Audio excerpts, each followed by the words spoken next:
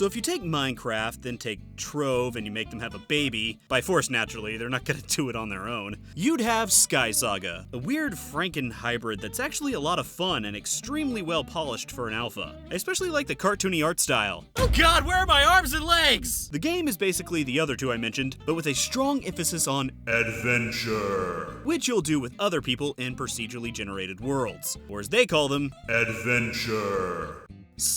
Just trying to pound home the adventure aspect. You'll start off the game having crash landed on a floating island with pretty much nothing. And then in true survival game fashion, it's time to gather supplies. However, all of my earlier footage of the game was corrupted, so congratulations! We're gonna skip all that boring stuff. This is your home island where you'll build up a base and return to after every adventure. Now here's the interesting thing about SkySaga. There's actually two sides to the game. Since we're here, this is what I'll call the home side, which is all about building up your home island. As you do so, you'll gain experience on this blue bar here. You can even obtain some daily quests for the home side to speed up your experience gain. Eventually, you'll level up, which gives you some currency to spend on new items to help decorate your base. Some items are locked until you reach a certain level, so now you have a reason to build something other than a hole-in-the-hill base. Speaking of which, here's my hole-in-the-hill base, and this is my top-of-the-hill base. There are several items to craft up, like a forge, treasure chest, anvils, workbenches, all of which allow you to refine and build different items. For example, to build a sword you will need wood and iron, which you'll then turn into iron plates and wood planks, which you can then craft into a sword. Basically, there's a lot of steps in actually making items, so be prepared to hit a lot of iron.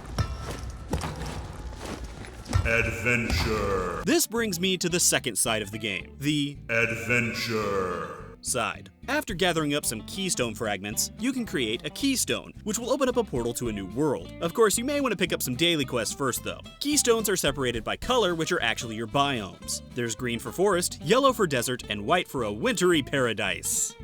Unless it's night, then you might freeze to death. Here is where your weapons and tools really come into play, as adventures are the best place to gather materials. However, you will have to fight your way through a ton of bad guys, ranging anywhere from skeletons and wolves to bandits and yetis. Of course, you can do this with other players by your side, which makes it a lot easier to do so. Although it wasn't really all that hard to begin with. The ultimate goal in these adventures is to gather materials and then find the exit, which is usually guarded by a boss. Defeating this boss usually gives you some fat loots.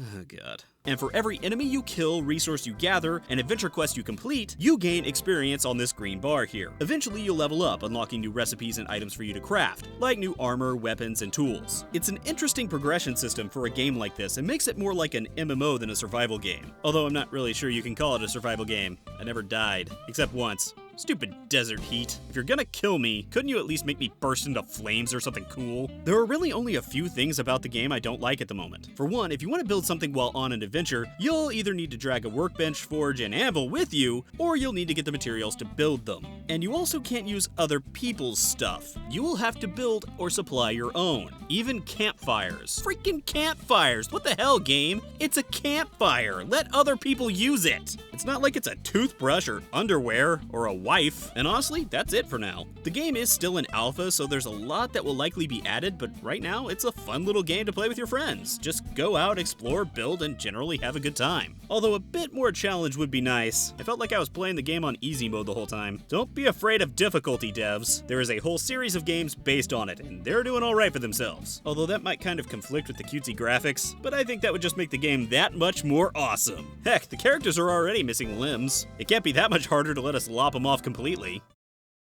Make sure to level up your MMO knowledge by visiting MMORPG.com, subscribing to our YouTube channel, and by following us on social media. To catch up on the week's biggest MMO news, watch our latest MMO FTW. And to see if there's a better MMO out there for you, watch one of our latest First Impressions videos. Thanks for watching.